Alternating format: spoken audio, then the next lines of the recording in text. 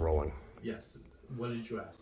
I wanted to know if adhesion came from a traumatic event, an injury, bad habits, or both. Like, can I rid myself of it? Yeah, got it. I'm gonna back up. I'm gonna zoom out and then zoom into that. Okay. So your body's ability to do work is like a bucket. So this could be like a bone. This could be your lower body. If you're squatting, this could be a ligament. Any tissue in the body. When you put water inside your bucket, this is stress.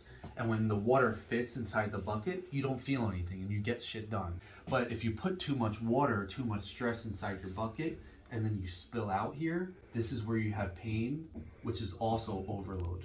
And all tissues have different pathologies that happen when you overload it. Like tendons can snap, bones can break, livers get fatty liver disease, like all organs, all tissues in the body. So adhesion is long-term overload, over months to years. When a 10-year-old comes in here and they have chronic pain, it's not fucking good. Most of our patients are between 30 to 60 years old because they've been overloading their muscles, mostly ligaments, tendons, nerves, long enough that the body lays down this adhesion. Older people beyond 60 have a lot of adhesion, but they also have a lot of joint damage. And so we can't help them as much. So the main reasons of overload for that cause adhesion is long-term but small overuse, or short-term huge overuse or overload, like a car accident. So you said bad habits or an injury. I would put both of these under injury. Like this could be typing on your computer.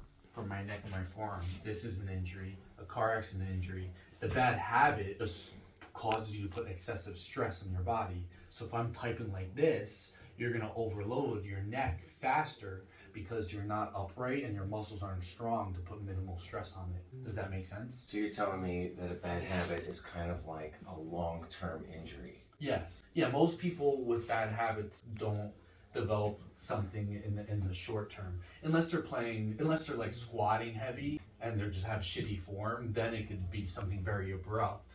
But for most of those individuals, it's been cumulative over months to years or decades. That's a good perspective.